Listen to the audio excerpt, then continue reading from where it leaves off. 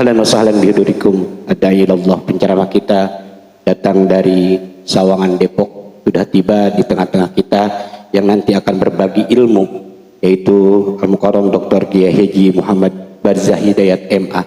Untuk itu mari sama-sama dengan khidmat kita dengarkan Mauizah Hasanah nasihat agama hikmah haul yang akan disampaikan guru kita kepada Al-Mukarram Adai ilallah Dr. Kiai Haji Muhammad Barzah Hidayat MA. Falyatafaddal ilaihi mashkura. Sallu ala Nabi Muhammad.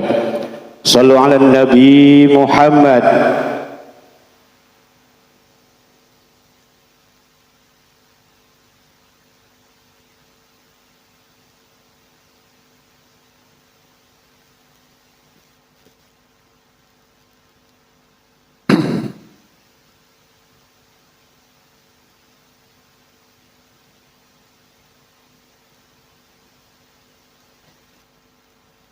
Assalamualaikum warahmatullahi wabarakatuh.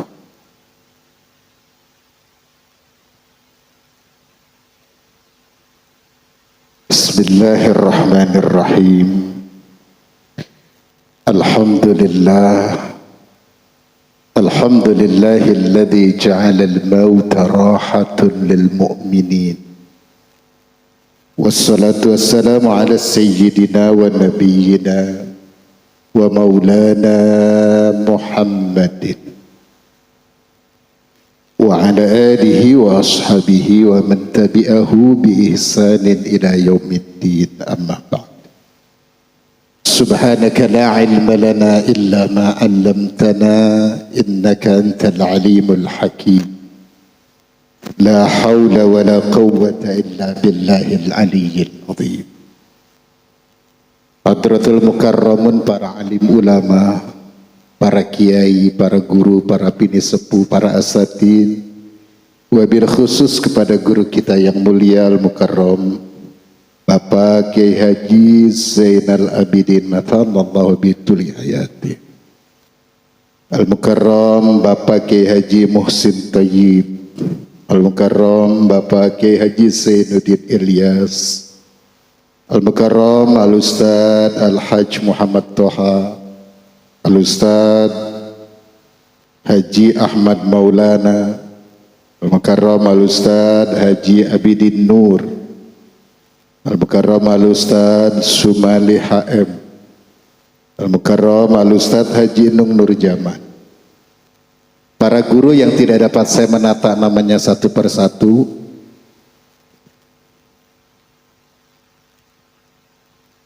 namun tidak mengurangi rasa hormat dan takdim saya, wabil khusus kepada keluarga besar dari almarhum Allahumma gfurlah Bapak Haji Samit bin Haji Rifai.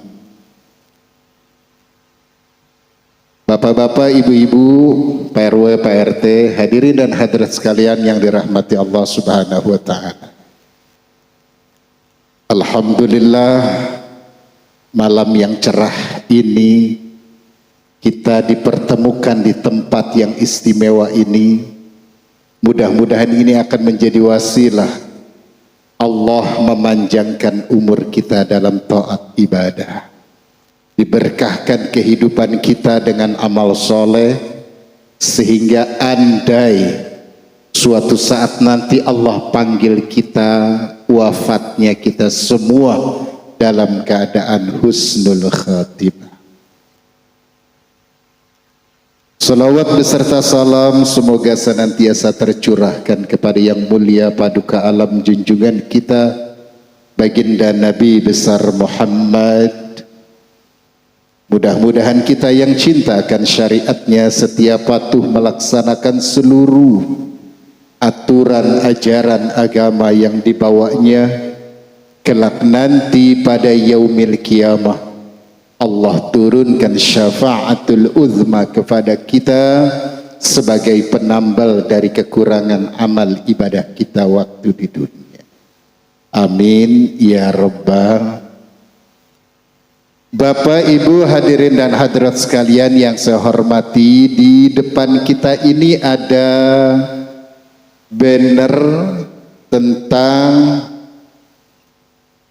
haul dari almarhum Allahumma gfurlah Bapak Samit bin Haji Rifai yang ke-10, haul Ibu Hajah Non binti Haji Sain yang ke-20, kemudian haul Bapak Haji Encep bin Haji Samit yang ke-7 dan Ibu Samrah binti Haji Samit yang ke-18.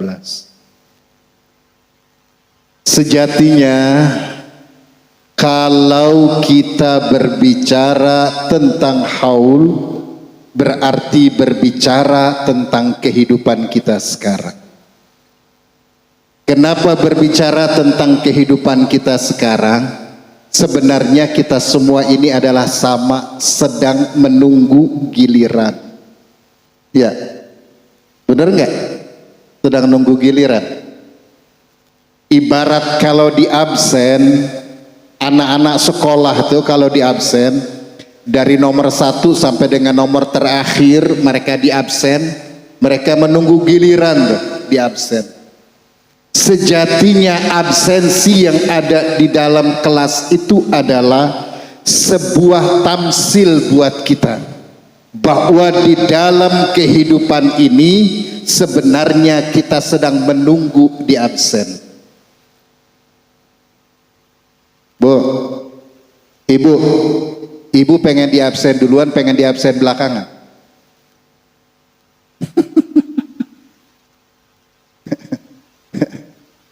Ibu pengen di absen belakangan apa duluan? Kita doain Pak, biar dia panjang umurnya, orang-orang udah mati dia masih ada. Jadi sebenarnya kita ini sedang nunggu giliran, nunggu jatah. Kapan saatnya panggilan sampai kepada kita? Makanya gini Pak, ini memang harus di sini ya saya.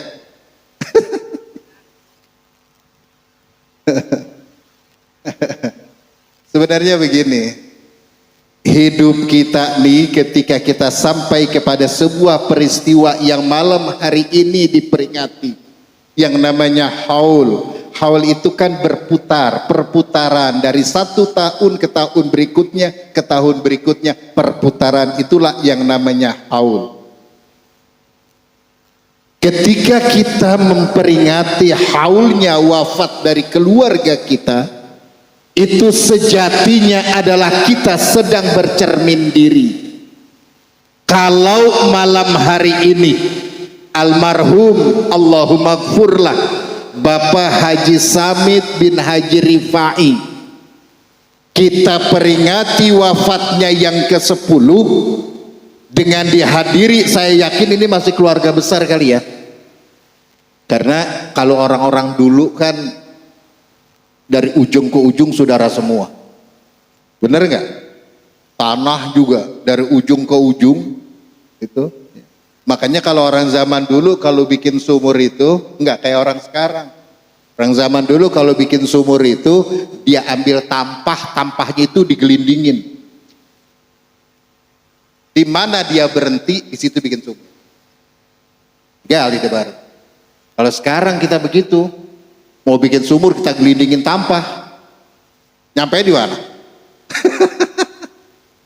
Kebun orang sekarang. Dulu enggak. Dan saya yakin almarhum ini seperti tadi penjelasan guru kita, tanahnya luas. Orang zaman dulu kan tanahnya luas-luas, ya kan? Kenapa tanahnya luas? Karena nggak laku. Orangnya belum banyak, jadi tanahnya nggak laku. Makanya malam hari ini kita memperingati haul wafatnya beliau. Sejatinya itu adalah tazkirah buat kita. Makanya Nabi mengajarkan kita kafal bil mauti mau'izatun lil mu'minin. Cukuplah kematian seseorang itu menjadi nasihat buat setiap orang-orang yang beriman. Kita nih Pak, kita kehidupan yang kita sekarang jalani sejatinya adalah kehidupan yang nanti akan ada akhirnya. Kita ingin akhir kalam dari apa yang kita lakukan, dari apa yang kita kerjakan di alam dunia ini ditutup dengan kalimat-kalimat thayyibah. Sebab kalau penutup dari kalam yang kita ucapkan dengan kalimat-kalimat thayyibah, maka insya Allah derajat husnul khatimah akan Allah berikan kepada kita. Ya Rabbah, makanya kalau kita memperingati haul, berarti ini kita memperingati kehidupan kita sekarang yang masih hidup, apa yang harus dikerjakan oleh kita. Jadi kalau kita merayakan haul wafatnya orang tua kita, mengingatkan sebuah peristiwa besar dari kematiannya seseorang di dalam kehidupan ini, berarti itu adalah tazkirah buat kita, pengingatan buat kita. Kan kita semua ini sebenarnya kan anak semua. Ada nggak kita yang bukan anak? Nggak ada. Kita semuanya anak. Kita punya bapak, punya ibu. Berarti terus ke atas begitu. Ketika orang tua kita sudah tidak ada di alam dunia ini, maka ada beberapa hal yang harus terus kita kerjakan dan kita lakukan dari kebiasaan baik yang biasa dilakukan oleh orang tua kita. Jadi kalau orang tua kita di alam dunianya ketika dia hidup rajin sedekah, maka anak keturunannya yang sekarang masih hidup hendaknya membiasakan untuk terus bersedekah, melaksanakan kebiasaan baik yang pernah dilakukan oleh orang tuanya ketika hidup di alam dunia. Dan ini Pak, nilainya buat kita luar biasa. Makanya alhamdulillah malam hari ini kita dikumpulkan di tempat ini. Kita berkumpul di tempat ini. Ini adalah peringatan buat kita semua. Kalau malam hari ini kita memperingati haulnya orang tua kita, maka mungkin suatu saat nanti kita pun akan dihadiri oleh keluarga kita, famili kita, kerabat kita, saudara kita dengan kondisi yang sama seperti malam. Makanya Pak, orang hidup ini bisa akan berkah lihat dari kehidupan. Bagaimana lihat dari kehidupannya? Orang yang rajin ziarah kubur ke makam orang tuanya, insya Allah hidupnya berkah. Ibu, saya mau tanya, Ibu sebulan berapa kali ziarah kubur?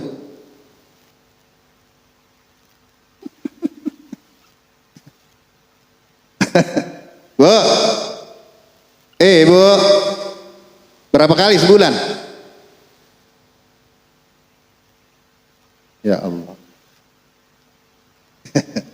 Bagaimana kita mau disebut anak yang soleh? Ziarah ke makam orang tua kita setahun sekali. Padahal tanahnya mah habis dijualin. Kuburannya mah nggak diziarah. Bagaimana mau jadi anak yang soleh? Ziarah kita ke orang tua kita sejatinya itu adalah keramat teristimewa buat kita. Mohon maaf Bapak dan Ibu, Bapak dan Ibu rajin setiap malam juga ziarah ke makam para aulia, tapi makam Ibu dan Bapaknya tidak pernah diziarahi, maka nilainya akan kilas di hadapan Allah. Jadi kita ini harus mendahulukan orang tua kita, karena dari orang tua kita akan bisa hidup seperti yang sekarang tertata dengan baik. Kayaknya Bu,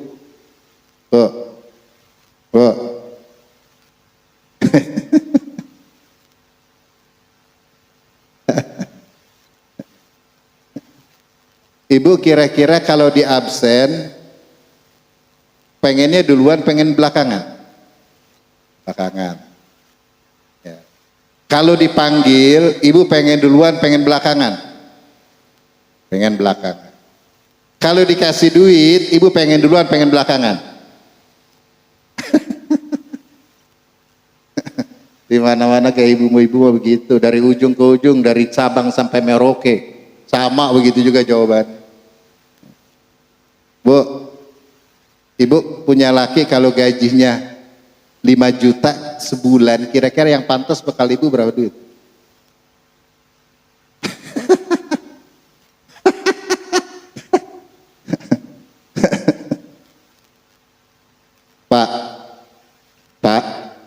Kalau gaji bapak sebulan 5 juta, jangan dikasih bini bapak semua. Ya. Sebab kalau dikasih bini bapak semua, bapak alamat susah. Duit mah udah masuk ke kantong dia mah pak, keluarnya susah. Coba deh bapak kasih 5 juta, 5 hari tanyain lagi masih ada nggak? Coba tanyain. Kan kemarin baru 5 hari dikasih, udah habis bang. Banyak banget keperluan, bocah juga daftar ulang pun mahal. Habis bang, udah habis bang, bener udah habis. Ya udah, minjem. Nah kalau minjem ada. Heran hidup sekarang laki bini pakai acara minjem. Laki kalau minjem sama bini, ngapa dia habis minjem? Pergi ke jalan raya bawa motor, tiba-tiba terjadi kecelakaan musibah, itu laki mati, nggak bakal masuk surga itu lakinya. Kenapa? Punya utang.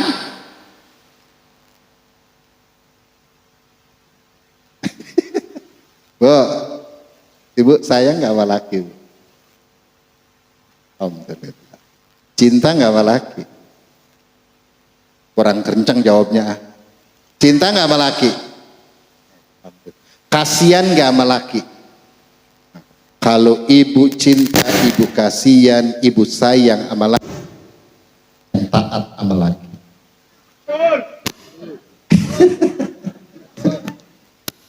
Kenapa sih ibu disuruh taat sama laki? Karena surga ibu mah ada sama suami ibu.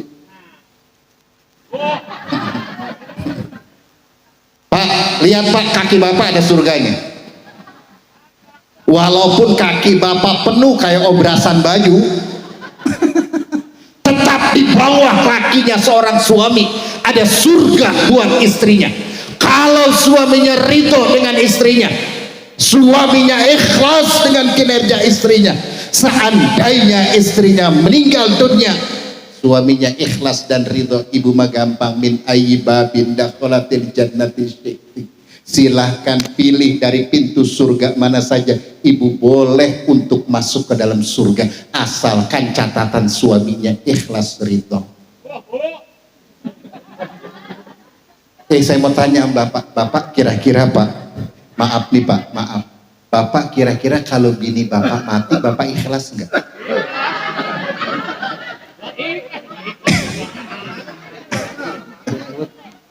Ibu mah diam-diam bu, kagak nanya ibu. Pak, kira-kira bapak ikhlas nggak? Alhamdulillah. Berarti kalau seorang suami wafat istrinya, dia ikhlas dan istrinya menjadi istri yang taat sama suaminya, maka dijamin oleh Nabi, min ayyi babin dakhalatil jannati syi'ti, silakan seorang istri yang baik, seorang istri yang taat sama suaminya, seorang istri yang soleha kepada suaminya, insya Allah ketika dia wafat suaminya ikhlas, maka pintu surga boleh dia masuk untuk dipilih di mana yang dia mau. Enak ya bu? Enak ya bu? Enak bu. Ibu, pak kita sekarang kasih dia dulu ya. Harus. Ibu tuh hidup di dunia ini sudah diangkat harkat martabatnya oleh Rasulullah sedemikian rupa indahnya. Sampai kondisi terindah itu Rasul sampaikan, al jannatu tahta aqdamil ummahat, surga ada di bawah telapak kaki seorang ibu. Kayaknya bu, lihat tuh kaki ibu. Lihat bu, ada nggak surga? Jadi anak ibu semuanya, laki dan perempuan, ketika dia belum menikah yang perempuan, ketika yang laki-laki sudah menikah pun, tetap surganya ada di telapak kaki ibu. Kayaknya hebatnya nih perempuan begitu pak. Seandainya nih bini kita bikin dosa aja pak, nanti di akhirat mah yang ditanya duluan kita. Kita. Makanya bapak nih mohon maaf pak, bapak kalau punya bini nih, ngapa itu bini kagak pernah nutup aurat? Jangan, kesian. Kalau bapak punya istri tidak mau menutup aurat, auratnya diperlihatkan kepada laki-laki ajnabiyah, kepada orang lain, dan orang lain bisa melihat aurat istri bapak, nanti di akhirat yang ditanya terlebih dahulu bukan istri bapak, tapi bapak yang ditanya terlebih dahulu.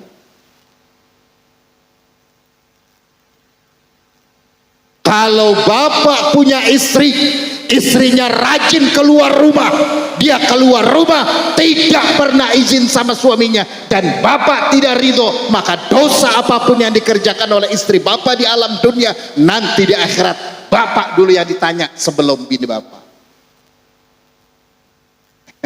Enak bener ya jadi perempuan ya, enak bener jadi perempuan. Makanya ibu sudah diangkat harkat martabat derajatnya sedemikian rupa, harus dijaga dengan sebaik-baiknya. Apa? Jadi perempuan yang taat dan bakti sama suami.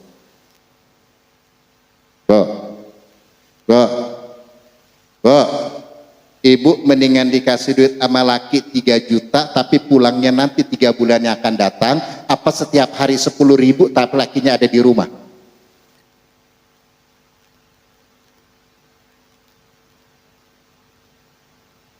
Yang mana milihnya?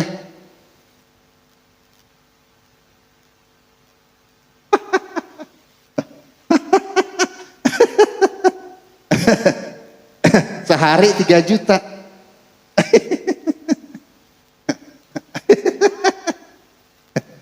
Bu, ibu kudu kasihan sama laki, piraku ibu nyuruh lakinya ngasih sehari 3 juta.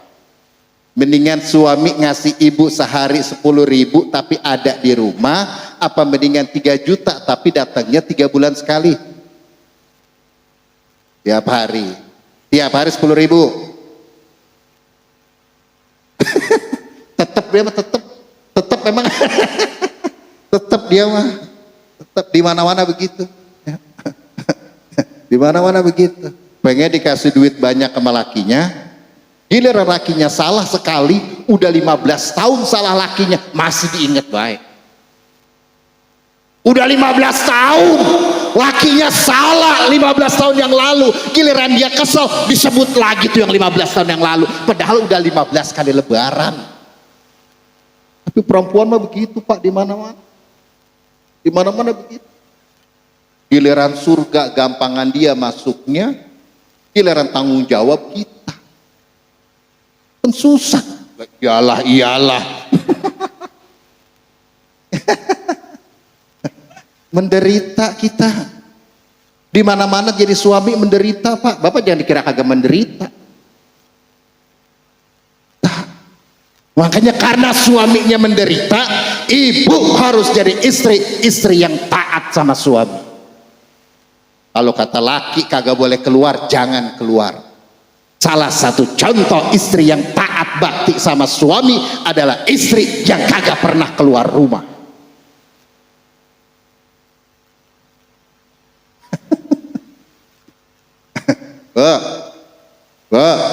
Boleh ibu keluar rumah boleh, tapi harus izin. Kalau ibu nggak izin, langkah kaki ibu dilaknat sampai ibu kembali ke rumah. Jangankan ibu perginya jauh dari rumah ini ke rumah ini, dari rumah ini ke rumah ini, dari rumah ini ke rumah itu, kagak bilang sama lakinya nyariin, dan ibu tidak diridhoi langkahnya, sampai ibu pulang baru laknat Allah berhenti. Tanya gampang Pak, kita mah kalau pengen laknat gini gampang. Ibu pengen masuk surga nggak? Pengen masuk surga nggak? Jangan pernah ngelawan sama laki.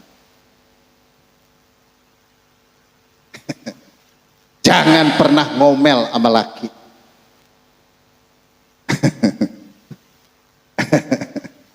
Iya, makanya sekarang mah udah, ibu pokoknya ada masalah apa, ada persoalan apa, jangan suka ngomel, mendingan diem.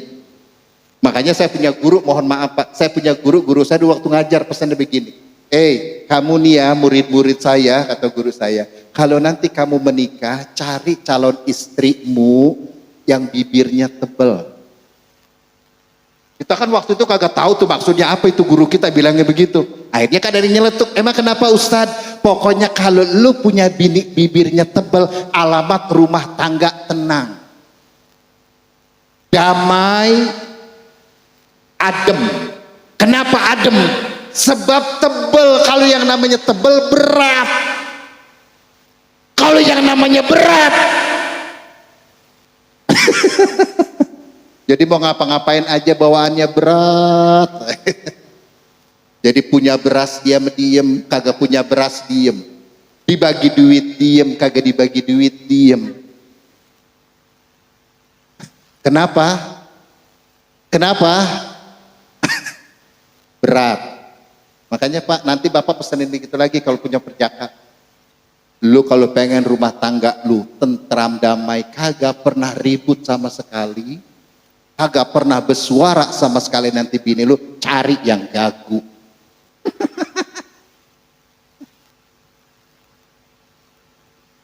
Nah, kita nih, ini kan haul, ini sebenarnya itibaran kehidupan buat kita. Kalau pengen menjadi orang yang baik, menjadi orang yang benar, menjadi orang yang nanti di akhir kehidupannya husnul khatimah, awali kehidupan kita menjadi orang yang baik. Udah segitu hidup. Kenapa sih kita pengen menjadi orang yang baik? Karena kita pengen nanti ketika penghisaban sampai kepada kita, maka penghisabannya agak sedikit lebih ringan. Kan ayat yang biasa Bapak dan Ibu udah langganan banget baca. Al-yawma nakhtimu ala afwahi wa tukallimuna aydihim wa tashhadu arjuluhum bima kanu yaksibu. Surat apa itu? Ayat berapa? Pokoknya ada di surat Yasin dah. Nanti saatnya lisan kita akan ditutup oleh Allah. Allah meminta pertanggungjawabkan, lewat tangan kita disuruh bicara, kaki kita disuruh bersaksi atas apa yang kita kerjakan di alam dunia. Kalau baik, dia akan menghasilkan kebaikan buat kita. Amin ya Rabbal. Kalau dia buruk, sebaliknya buat. Makanya sekarang ibu kan masih beredar sekarang nih Bu. Masih beredar kan ya? Sadar kan ya ibu masih beredar ya? Jadi orang baik aja Bu. Yuk kita sama-sama jadi orang baik. Pak, kita jadi orang baik aja. Kalau umur kita udah lebih 40 tahun, udah ada saatnya jangan ngebohongin bini lagi. Ngapa betul? Emang laki ibu ada yang begitu? Udah Pak, selesai Pak. Udah 40 tahun kita udah mikirin mati dah. Udah jangan belagu-lagu mulu. Walaupun di dalam Islam itu orang laki-laki mah boleh punya keluarga lebih dari satu, tapi syaratnya ketat. Ya, syaratnya ketat. Tidak semua orang mampu melakukannya. Artinya apa? Kalau nanti menimbulkan mudarat, lebih baik darul mafasid muqaddamun ala jalbil masalih. Cari yang benar aja, cari yang baik aja, hidup yang lurus aja, insya Allah tenang, tentram, damai. Kenapa? Karena kita punya seorang istri, watak bini kita dari ujung ke ujung, dari Indonesia sampai ke Amerika, dari Amerika sampai ke Indonesia balik lagi, dari Indonesia ke Arab, dari Arab balik ke Indonesia, semua watak perempuan sama. Jangan pernah dibikin salah. Jangan pernah dibikin salah. Ya. Sebab sampai kapanpun dia akan ingat kesalahan laki, kagak pernah hilang. Padahal baiknya 15 tahun, salahnya sekali, yang 15 tahun kagak kelihatan, yang keingetan cuma yang satu. Itu udah dari sononya begitu. Ya Bu, ya Bu, ya Bu. Jadi begitu Pak. Hanya hidup kita sekarang mah yang benar aja dah, yang baik aja dah. Biar apa? Seandainya nanti kita wafat, anak keturunan kita akan bangga dengan kita sebagai orang tuanya, sehingga akan menghadirkan doa buat orang tua. Makanya haul malam ini mengingatkan kita. Kata ulama salafus salihin, mereka mengatakan bahwa seorang anak yang sehari semalam mendoakan ibu dan bapaknya yang sudah meninggal dunia, jumlahnya 25 kali, anak itu masih derajatnya anak yang durhaka.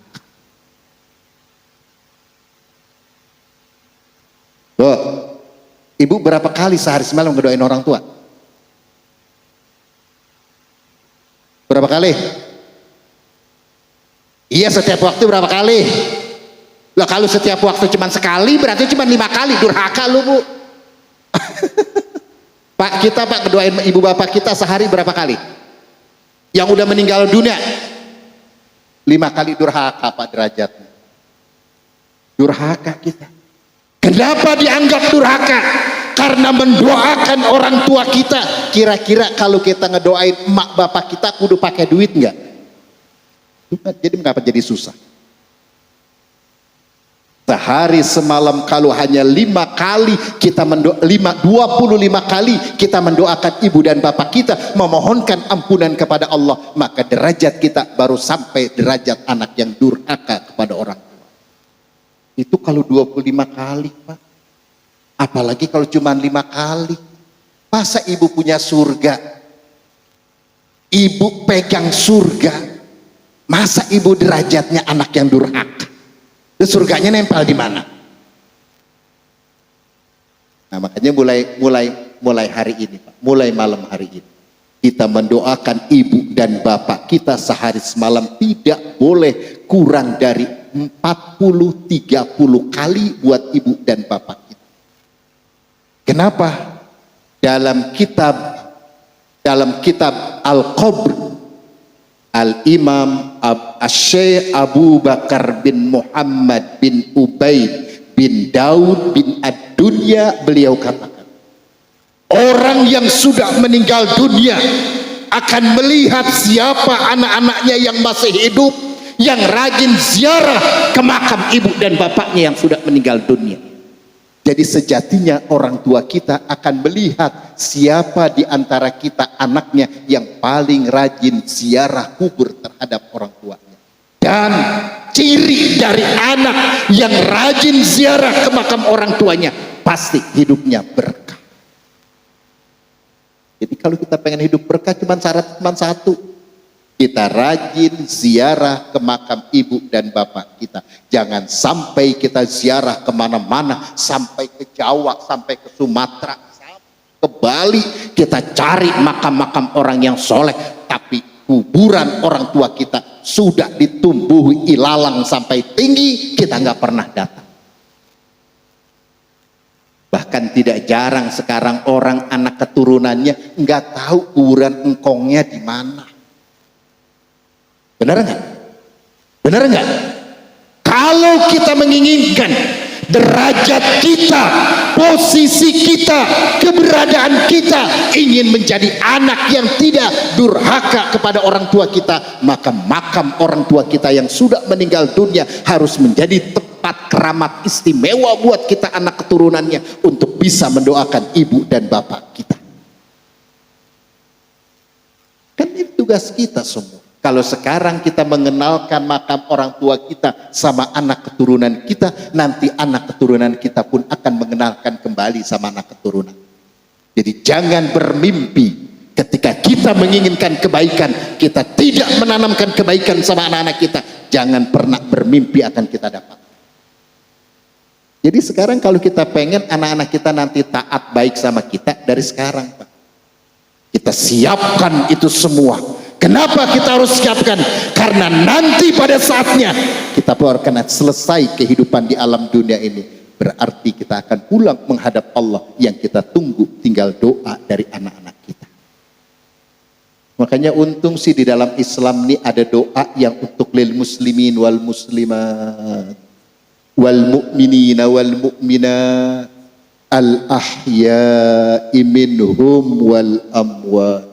Untung ada doa itu.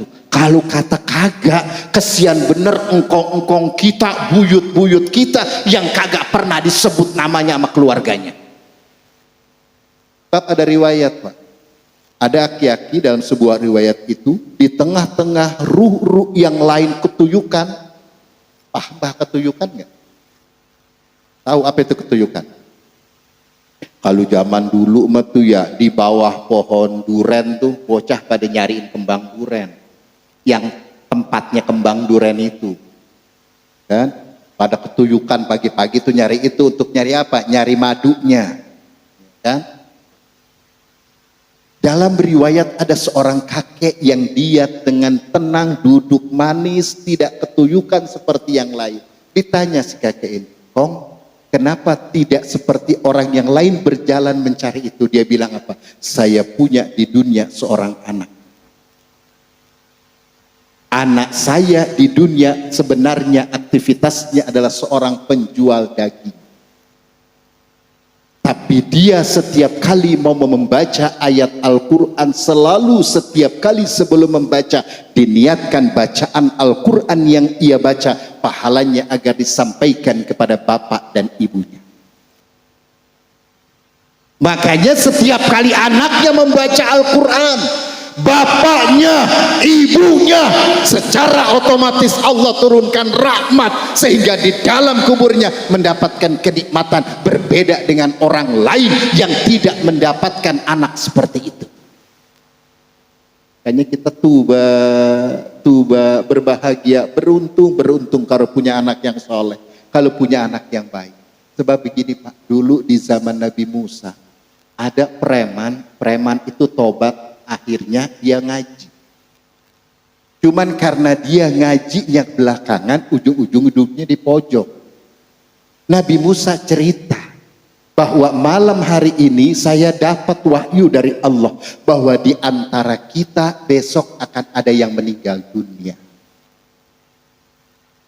Besok nih akan ada yang meninggal dunia. Ada yang meninggal dunia di antara kita. Selesailah pengajian. Pengajian selesai, si preman ini menyamperi Nabi Musa. Dia tanya Nabi Allah Musa, "Ya Rasulullah, siapakah yang besok akan mati?" Kata Nabi Musa, "Yang besok akan mati adalah orang yang bertanya." Jadi dia yang nanya sama saya siapa? Saya, ya itu yang besok bakal mati. Nah si preman ini baru tersadar dia besok bakal mati. Akhirnya dia tanya sama Nabi Musa, "Ya Nabi Allah Musa, bekal apa yang harus saya bawa besok saya mau mati?" Kata Nabi Musa, "Mulai saat ini kamu pulang, kemudian nanti minta maaf sama keluargamu, sama familimu yang selama ini engkau pernah berdosa sama dia." Bang dia ke rumah, sampai di rumah dia cerita sama bininya, panggil anaknya, dipanggil gini, "Mah, tadi saya habis ngaji, saya sudah taubat. Terus tadi saya dapat kabar dari Nabi Allah Musa bahwa besok saya bakalan mati. Terus karena besok saya bakalan mati, tolong mama siapkan persiapan untuk bekal saya besok mati. Siapin kain kafan, siapin tempat di mana nanti jasad saya akan dibaringkan, siapkan semua." Anak-anaknya dipesanin, "Cari ya barang-barang itu semua yang dibutuhkan karena besok saya mau mati." Pagi-pagi sudah selesai, dia rapi ibadah, dia berkunjung ke rumah mertuanya yang sudah sekian lama mertuanya gak pernah dikunjungi. Dia datang, dia assalamualaikum, dia datang, kemudian ditanya sama mertuanya, "Siapa lu?" Kata anaknya, "Saya mantu, Mak." "Mantu yang siapa?" "Itu karena mantu udah saking lamanya kagak pernah datang ke rumah mertua.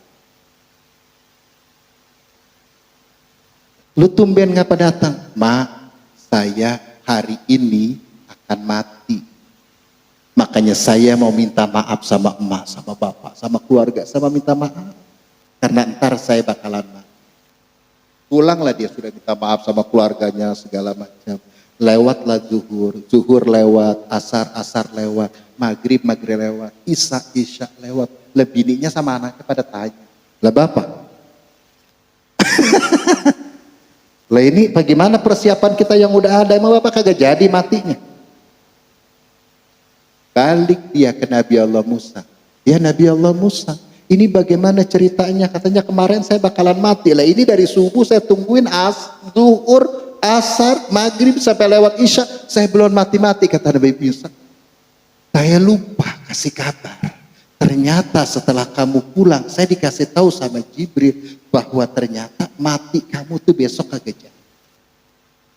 Loh, kenapa kagak jadi? Karena ternyata kamu itu bisa berhadapan dengan orang lain, yang nilai dari berhadapan dengan orang lain kamu memohonkan maaf sama orang lain. Itu artinya apa? Silaturahim kita akan memperpanjang usia kita, menggagalkan takdir yang Allah berikan sama kita. Makanya rajin silaturahim.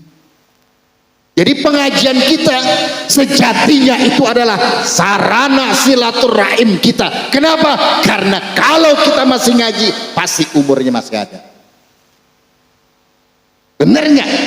Iya, kelihatan Bang. Bang Udin masih ada, alhamdulillah. Bang Iwan masih ada, alhamdulillah. Bang Jain masih ada, alhamdulillah. Kenapa? Kelihatan masih.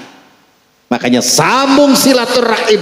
Kalau kita pengen dipanjangkan umur kita, rajin untuk duduk di majelis ilmi seperti ini. Dan Nabi memberikan jaminan, julusukum fi majlisil ilmi la tamassuhu qalaman wala taktubu harfan khairun laka min ibadati alfi raqatin. Siapa saja di antara kita yang duduk di majelis ilmi, tidak pegang apa-apa, tidak nulis apa-apa, dia duduk 1 jam di majelis ilmi, itu kata Nabi, khairun min ibadati alfi raqatin, lebih baik daripada dia beribadah sholat sunnah 1000 rakaat jumlah. Amin. Wah. Emang kita pernah 1000 rakaat, Mbak? Jangankan 1000 rakaat ya. Orang 23 udah mulu. Masjid kita kalau Ramadan tanggal 1 doang tuh. Dalam 1 Ramadan, bocah-bocah pada pengen ke dalam, bapaknya ngomel, "Cok ke dalam lu mah. Berisik-berisikin, keluar. Itu bocah suruh pada keluar semua, itu kagak boleh sembahyang di masjid di dalam. Kagak boleh. Berisik. Itu malam pertama doang. Ada 17 malam mah. Bocah udah pada kagak ada, mak-mak udah pada repot, kan? Bapak-bapak udah paling tinggal berapa orang. Kelihatan yang itu yang tua-tua, yang muda-muda pada pergi, udah pada kagak ada. Masjid kita nggak usah menunggu sampai tanggal 30 Ramadan, cukup sampai dengan tanggal 17 Ramadan, pasti masjid kita gede. Makanya mohon maaf nih, kalau kita udah rajin ngaji seperti ini, amaliyahnya harus dipraktekkan. Masjid kita harus dijadikan sarana tempat di mana kita beribadah. Jangan sampai masjid kita maghrib sama subuh itu jamaahnya berbeda. Kalau maghrib alhamdulillah 5-6 sop masih ada, giliran subuh. Apalagi rintik-rintik hujan turun.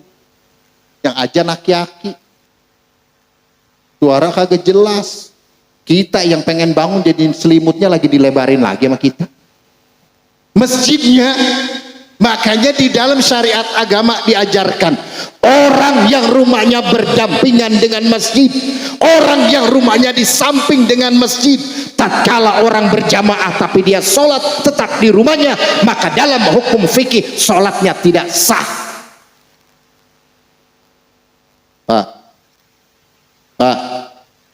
Pak, kita kalau rumah kita samping masjid, ngapa ada imam di masjid lagi pada sholat, kita di rumah sholat lagi, sholat kita kagak sah berdasarkan ilmu fikih. Kudu kemana kita? Masjid. Kalau ibu mah boleh ke masjid, Bu? Boleh. Ya, boleh. Ibu semakin ibu nyumput di dalam rumah, ya, makin ibu sholatnya semakin kagak kelihatan nyumput di tempat yang kecil lah, semakin gede pahalanya. Tapi bapak sholat itu di masjid akan menjadi sarana istimewa untuk menyambung ukhuwah kita, untuk menjaga tali silaturahim kita. Dan orang yang rajin ke masjid, pasti Allah akan muliakan jasad kehidupannya, mulai dari dunia sampai dia di dalam kubur. Masjid itu harus kita jadikan sarana. Jangan sampai, mohon maaf nih Pak, anak-anak kita kalau di masjid pada berisik, nah biarin, namanya juga bocah. Jangan suka diomelin, jangan dilarang tuh bocah kagak boleh ke masjid, bikin kotor lo, bikin rame doang, bikin berisik doang. Jangan pulang. Jangan. Nanti anak kita kagak doyan sama masjid, nggak demen ada di masjid. Nanti anak kita nggak gemar belajar di dalam masjid. Jangan, biarin anak kita. Kalau dia rame wajar, dia makan bocah. Namanya bocah mah bukan orang. Bener nggak? Bocah mah bukan orang. Nah, coba deh kita namu. Waalaikumsalam, ada bocah kecil doang, kan kita balik lagi. Kagak masuk kita. Apa tetangganya ditanya, kenapa Pak kok balik lagi? Nggak ada orangnya. Dan itu bocah. Bukan orang tuh bocah, biarin. Karena dia bukan orang, berisik di masjid, nggak apa-apa.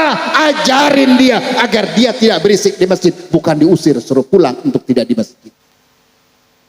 Jadikan masjid kita sebagai sarana ibadah, penanaman nilai spiritual mental kita. Kenapa? Karena anak kita perlu diajarkan nilai-nilai agama. Kalau tidak nanti kita khawatir kita meninggal dunia, siapa yang akan bacakan Quran buat kita? Benar enggak? Benar enggak? Kita pengen kalau seandainya suatu saat nanti Allah memanggil kita, anak-anak kita berkumpul, yang satu mentalkinkan kita dengan kalimat yang indah, la ilaha illallah Muhammadur Rasulullah. Yang sebelah kanan ngomong, Bapak ikutin ya Bapak, la ilaha illallah Muhammadur Rasulullah, la ilaha illallah Muhammadur Rasulullah. Orang yang akan meninggal dunia ketika dia sakaratul maut, maka kalimat indah yang diucapkan oleh orang yang masih hidup di sekitar dia akan spontan dia ikuti semua kalimat-kalimat yang baik. Hanya kalau orang meninggal dunia itu dikerubutin sama anaknya, kumpul barang-barang. Jangan sampai tuh anak ngelihat bapaknya meninggal dunia, malah dia nyari orang-orang rame-rame, dia nggak mau menghadap. Hadepin itu bapaknya, hadepin itu ibunya, talkinkan dia, bacakan ayat-ayat Al-Quran, bacakan sholawat, sampaikan kalimat-kalimat tauhid, sampaikan kalimat-kalimat thayyibah, agar orang tua kita menutup akhir dari kehidupan di alam dunia ini dengan kalimat indah, yang dimana lewat kalimat indah itu Allah akan takdirkan dan stempel orang tua kita akan menjadi orang yang wafat dalam kondisi husnul khatimah. Ini begitu tuh.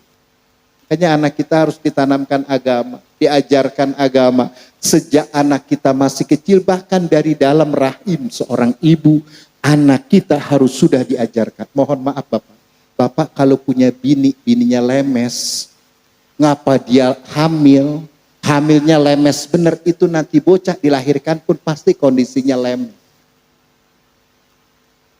Kalau Bapak punya istri Bapak hobinya pergi ke mall. Kalau Bapak punya istrinya hobinya jalan, nanti dia hamil, anaknya dibawa jalan-jalan. Ketika itu bocah lahir, nanti gedenya itu bocah hobinya jalan. Anak makan bagaimana emak bapaknya? Benar nggak? Siapa emak bapaknya, anaknya akan menjadi ikon buat dia. Bapaknya akan menjadi contoh, ibunya akan menjadi contoh buat anak-anaknya. Selama bapak dan ibunya baik, maka anaknya akan memfigurkan bapak dan ibunya baik, sehingga dia akan meniru setiap kali perbuatan baik yang dilakukan oleh bapak dan ibu. Tapi kalau kita di kampung terkenal jeleknya Pak, anak kita juga jadi kagak bangga sama kita. Sebab zaman sekarang banyak bocah yang kagak bangga sama orang tuanya. Dia lebih bangga sama orang lain. Enakan tinggal di tempat temennya, enakan main ke rumah temennya. Kenapa? Di rumah temennya mah kagak diomelin. Di rumahnya mah diomelin mulu. Enakan ngelihat bapak orang lain, enakan ngelihat ibu orang lain, karena bapak dan ibu orang lain enak sama anak-anaknya. Sementara anaknya di rumah kayak neraka sama bapaknya. Jadi di sini nilai-nilai yang harus kita ajarkan sama anak-anak kita. Tanamkan anak-anak kita dengan akidah yang kuat. Tanamkan dengan nilai-nilai agama. Dan malam hari ini kita berhaul untuk wafatnya orang tua kita. Sebenarnya ini adalah taklim buat anak keturunan kita. Jangan sampai nanti giliran anak keturunan kita saat menghadapi wafatnya kita, mereka tidak bisa menghantarkan kita dengan kalimat-kalimat thayyibah. Malam hari ini Pak, kita sama doa. Kita sama minta sama Allah agar semua anak keturunan kita dijadikan anak-anak yang soleh dan soleh. Anak-anak yang berbakti sama orang tua. Anak-anak yang cinta sama ibu dan bapaknya. Anak-anak yang bisa berkorban untuk bapak dan ibunya sebagai bukti pengabdian seorang anak kepada orang tuanya. Sebab berbakti kepada kedua orang tua kita hukumnya wajib sebagai lambang syukurnya seorang anak kepada orang tuanya. Bukti terima kasihnya seorang anak kepada orang tua. Jadi berbaktinya kita kepada orang tua kita itu hukumnya wajib. Jangan sampai kita punya orang tua kita sakit, mohon maaf Pak. Kita kalau ngurus anak kita sakit berapa bulan pun itu tidak akan pernah keluar dari kalimat kita biar anak kita cepat mati. Gak pernah. Tapi kalau anak ngurusin emaknya gak usah lama-lama, 3 bulan aja tuh nenek-nenek pasti udah 4 kali pindah rumah. Kenapa begitu? Karena abangnya yang paling tua ngomong begini sama adiknya. Kemarin gua ngaji. Kata guru, rumah yang paling berkah, hidup yang paling baik, kalau ada orang tua kita sakit, kita urusin di rumah kita. Nah, gua alhamdulillah nih, udah ngurusin emak selama sebulan. Gua mah jadi abang kagak mau serakah. Jangan sampai berkahnya buat gua doang, gua mau ogah. Kesian sama adik-adik gua udah sebulan nih berkah, alhamdulillah gua udah ngurusin emak. Sekarang biar lu juga sama-sama dapat berkah. Sekarang emak lu bawa pulang ke rumah. Bawa tuh nenek-nenek dipindahin ke rumah. Biar adiknya yang nomor 2 dapat berkah juga. Sebulan diurusin sama adiknya. Dia mikir lagi, iya kemarin abang ngomongnya begitu ya. Rumah yang berkah mah rumah yang ada orang tua kita ketika dia sakit kita urusin dengan ikhlas. Lah gue juga kesian sama 2 adik gue di bawah. Biar aku cuma sampai kedua gue sama abang doang. Dipanggil adik. Nih gue kan udah ngaji. Kata guru juga rumah yang paling berkah mah ada orang tua kita yang sakit kita urusin. Gua kagak mau nih sampai di abang sampai di gua. Lu juga adik-adik udah dapat berkahnya juga. Jangan sampai lu pada nyesal. Terus bang, nah sekarang di rumah udah di rumah gua udah sebulan. Sekarang emak bawa ke rumah lu biar lu juga sama dapat berkah. Bawa tuh nenek-nenek dipindahin lagi baik. 1 bulan setelah itu adiknya yang nomor 3 nanya, bang, pen abang ngomong ya rumah yang paling bagus mah katanya rumah yang ada orang tua kita sakit kita urusin dengan ikhlas. Alhamdulillah bang udah saya jalanin. Cuman ada adik kita bang yang paling kecil kita kasihan kan bang ya. Kalau adik kita yang paling kecil kagak dapat berkah juga. Terus saya pengen nyuruh dia bang biar sama-sama dapat berkahnya. Paling botot dipanggil lagi bang. Diceritain hal yang sama. Itu nenek-nenek waras mah kagak. Tapi dipindahin ke sono kemari mati kagak. Ujung-ujungnya mah dia capek, dia ngomong, ujung-ujung tuh nenek-nenek ditaruh di panti asuhan. Makanya kita mengajarkan anak kita tanaman nilai-nilai agama agar apa? Seandainya suatu saat Allah takdirkan umur kita menjadi lansia dan kita tidak berdaya, anak keturunan kita dengan cinta kasihnya akan mengurusi kita sebagai orang tua. Amin ya Rabbah. Amin ya Rabbah. Jangan sampai anak kita jijik sama kita. Coba kalau kita mau mohon maaf, Ibu nyebokin anak, geli nggak? Jijik nggak? Jangankan jijik Pak, itu anaknya nangis. Dia lagi makan, dilihat itu anaknya berak. Diangkat itu bocah, dicebokin. Habis cebokin bocah, balik lagi dia duduk, makan lagi be. Itu tai bocah udah kayak sambal kacang. Enggak ada rasa jijiknya, enggak ada rasa geliknya. Dan anak kita sejatinya harus begitu kepada orang tuanya. Jangan pernah merasa jijik dengan orang tuanya. Jangan pernah merasa geli dengan orang tuanya. Jangan punya sifat jember sama orang tuanya ketika orang tuanya kotor dalam kondisi yang sakit. Kenapa? Karena kita menanamkan nilai itu kepada anak-anak. Makanya butuh nilai-nilai agama. Seorang istri yang mengerti ajaran agama, seorang suami yang mengerti ajaran agama akan membingkai putra-putrinya, anak-anaknya dengan ajaran dan nilai-nilai agama dengan baik. Makanya saya mengajak Bapak dan Ibu dan kita semua, kalau orang tua kita sudah meninggal dunia, rajinin ziarah kubur. Syukur kalau bisa setiap hari Jumat. Kalau tidak bisa setiap Jumat, minimal 2 minggu sekali datang ke makam orang tua kita. Kalau tidak 1 minggu sekali nggak bisa, 2 minggu sekali nggak bisa, minimal 1 bulan sekali. Kalau 1 bulan juga nggak bisa, minimal 2 bulan sekali. Kalau 2 bulan juga kagak bisa, minimal 3 bulan sekali. Kalau 3 bulan kagak bisa, minimal 6 bulan sekali. Kalau 6 bulan nggak bisa, minimal 1 tahun sekali. Kalau 1 tahun nggak juga, mendingan lu mati dah. Lo kapan jadi mau ziarah sama orang tuanya? Karena keramat kita mah di situ. Tadi guru kita sudah bilang, di depan makam pusara ayah dan ibu kita, kita ngobrol dengan beliau, orang-orang tua kita yang sudah meninggal dunia, nggak apa-apa. Karena pada dasarnya orang-orang yang sudah meninggal dunia bukan dia mati kayu seperti kayu yang kita bungkus ke dalam tanah, bukan. Allah tetap menjaga ruhnya, hadir dalam kehidupan kita. Bahkan dalam riwayat ada penjelasan ketika hendak datangnya malam Jumat di saat mau maghrib, itu seluruh yang pernah tinggal di rumah itu nih, yang pernah di rumah ini, kalau malam Jumat yang sudah dikuburkan, dia akan datang menjelang maghrib ke rumah ini. Apa yang dilakukan oleh ruh itu? Dia melihat, menyaksikan apakah anak keturunan yang ditinggalkannya, menantunya kah, cucunya kah, saudaranya kah yang menempati rumah yang pernah dia tinggalkan ketika di dunia, masih ibadah, masih membaca Quran, masih tahlil, masih menyebut asma Allah atau tidak. Kalau dia saksikan masih ibadah, maka dia akan kembali ke kuburnya masing-masing bifar'in syadidin, dengan gembira yang teramat sangat. Kenapa? Karena dia tinggalkan di alam dunia orang-orang yang masih tetap mau ibadah sujud kepada Allah Subhanahu wa ta'ala.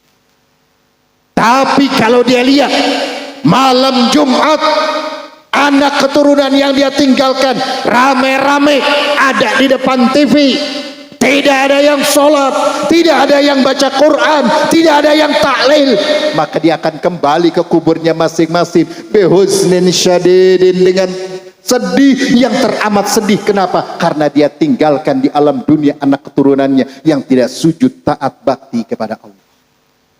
Mohon maaf nih, kira-kira sekarang kita malam Jumat gedean suara baca Yasin apa gedean suara TV? Bo, ibu punya TV di rumah berapa? 1, di kamar ada 1, di ruang tamu ada 1, di atas ada 1. Ya kan? Begitu banyaknya. Kenapa? Karena anaknya banyak, pengen hiburannya beda-beda, makanya TV-nya kagak 1. Kalau kita bisa memberikan sarana dan prasarana kepada anak-anak kita, maka persiapkan anak kita dengan sarana prasarana nilai-nilai agama yang bagus. Karena dari nilai agama yang bagus, insya Allah akan menghadirkan anak-anak yang wa jazaa'u sayyi'atin sayyi'atum mithluha. Apa yang kita kerjakan, apa yang kita lakukan, nanti akan mendapatkan balasan seperti apa yang kita kerjakan. Kalau kita menjadi orang tua yang baik, insya Allah nanti kita akan memiliki anak-anak yang baik. Kalau anak-anak kita baik, maka kita juga nanti akan menghasilkan cucu-cucu kita yang baik. Dan begitu seterusnya perjalanan kehidupan umat manusia. Maka malam hari ini kita sama-sama meminta kepada Allah agar haul ini menjadi momentum istimewa buat kita untuk kita ingat akan kematian. Karena pada saatnya nanti kita semua akan sampai kepada gerbang yang disebut dengan kematian. Kita tinggal nunggu absen. Untung alhamdulillah mati ini kagak berdasarkan abjad. Coba kalau berdasarkan abjad mah, orang kagak ada yang mau hurufnya huruf A. Pengennya Z semuanya. Nggak ada yang mau A. Kenapa takut mati duluan? Untung gak pakai abjad. Makanya karena nggak pakai abjad, kita semuanya bersiap. Kapan Allah panggil kita, yang penting kondisi dan keberadaan kita saat kita meninggalkan alam dunia ini, menutup mata dengan lisan kita biqaulin thayyibin, dengan kalimat-kalimat yang bagus, dengan kalimat tauhid, dengan bersolawat kepada Nabi, dengan membaca Al-Quran. Insya Allah berkah min dari dunia ila daril akhirah. Bapak Ibu hadirin dan hadirat sekalian yang saya hormati, sebelum saya tutup kita baca Ummul Quran suratul Fatihah.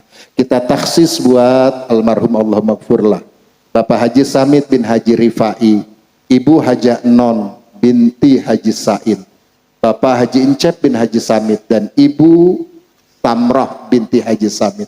Kita doakan mudah-mudahan beliau semuanya di dalam kuburnya diampuni semua dosa-dosa, diterima iman Islamnya, diterima amal ibadahnya, dimaafkan semua salah khilaf dan kelirunya, dijadikan kuburnya menjadi raudhah min riyadil jinan. Anak keturunan yang ditinggalkannya, menantunya, cucu-cucunya, semoga dijadikan generasi-generasi yang saleh, generasi-generasi yang salehah, yang bisa meneruskan perjuangan baik untuk mendapatkan kehidupan yang bahagia dari alam dunia menuju nanti ke negeri akhirat. Dan kita yang hadir pada malam hari ini, mudah-mudahan Allah panjangkan umur kita dalam taat ibadah. Allah berkahkan usaha kita, Allah mudahkan rizki kita, Allah gampangkan segala macam urusan kita. Andai pada saatnya nanti Allah memanggil kita, wafatnya kita semua dalam keadaan husnul khatimah. Bitilkan niyah ala hadhihi niyah wa ala kulli niyatin salihah.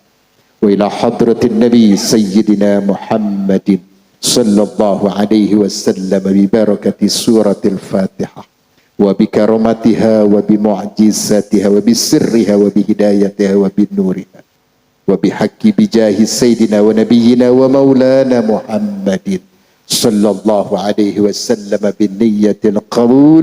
Al-Fatihah. A'udzu billahi minasy syaithanir rajim. Bismillahir rahmanir rahim. Alhamdulillahi rabbil alamin arrahmanir rahim maliki yaumiddin. Iyyaka na'budu wa iyyaka nasta'in. Ihdinas siratal mustaqim.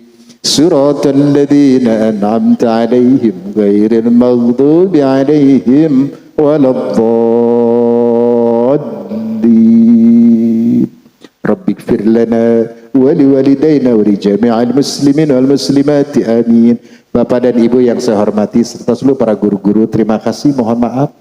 Billahi taufiq wal hidayah wa birridha wal inayah wal afu minkum. Assalamualaikum warahmatullahi wabarakatuh.